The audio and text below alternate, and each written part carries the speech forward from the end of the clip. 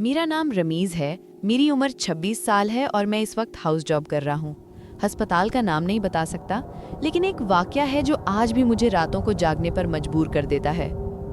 ये तकरीबन 4 साल पुरानी बात है, जब मेरे बड़े भाई की शादी होने वाली थी।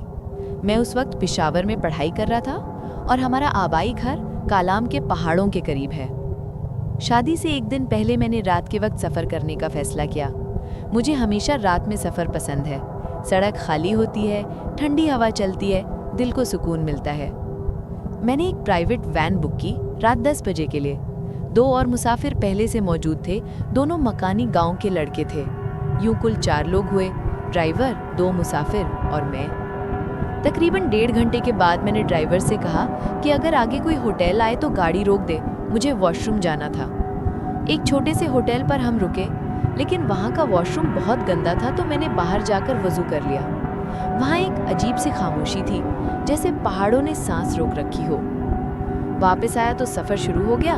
मैं थक चुका था, इसलिए आँख लग गई। जब आँख खुली तो हम मट्टा पहुँच चुके थे। वो दोनों लड़के मट्टा में उतर गए। ड्राइवर ने आगे जाने से इनकार कर दिया क्योंकि रास्ता सुनसान और ख़तरनाक था। मैं एक छोटी सी मस्जिद के करीब उतर गया कि सुबह तक वहीं रुक जाऊं। मस्जिद बिल्कुल खाली थी। मैंने वज़ू किया और नमाज पढ़ने लगा। जब मैं रुकू में गया तो मुझे ऐसा महसूस हुआ जैसे मेरे सामने कोई सांस ले रहा हो, आहिस्ता भारी सांसें। मेरा दिल कांप गया, मगर मैंने नमाज मुकम्मल की। जब कुरान लेने के लिए मैंने सामने वाली अलमारी खोली तो अंदर से किसी ने बहुत नरमी से मेरा नाम पुकारा, रमीज़। वो आवाज़ ना गुस्से वाली थी ना सख्त, बस अजीब सी मिठास थी।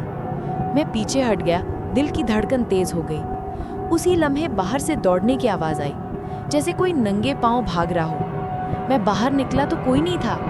फिर वज़ू खाने से पानी के बहने की आवाज़ आई। मैं दोबारा अंदर गया, मस्जिद खाली थी। मैं भागकर करीब की चाय की दुकान पर पहुंचा और फजर तक वहीं बैठा रहा। सुबह भाई लेने आए, मैंने सब बताया तो वो हंसने लगे, बोले थकन का वहम होगा।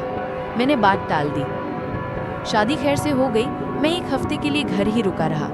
एक रात बिजली चली गई। मैं मोबाइल की टॉर्च जलाकर किचन में गया। जैसे ही अंदर गया, एक मीठी खुशबू फैल गई, जैसे चंबेलिया इत्र की। मैंने ज़्यादा तवज्जो नहीं दी और बाहर निकलने लगा तो मैंने देखा सीढ़ियों पर एक औरत बैठी थी, काले दुपट्टे में जिस पर चांदी जैसी चमक थी। चेहरा आधा बालों में छुपा हुआ था और होठों पर हल्की सी मुस्कुराहट। मैं बेहोश हो गया।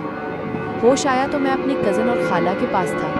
उन्होंने सुबह मुझे एक बुजुर्ग के पास लेकर गए। उन्होंने कहा, वो तुम्हें नुकसान नहीं पहुंचाना चाहती, वो तुम्हें पसंद करने लगी है। मैंने बात को मजाक समझा और भूल गया।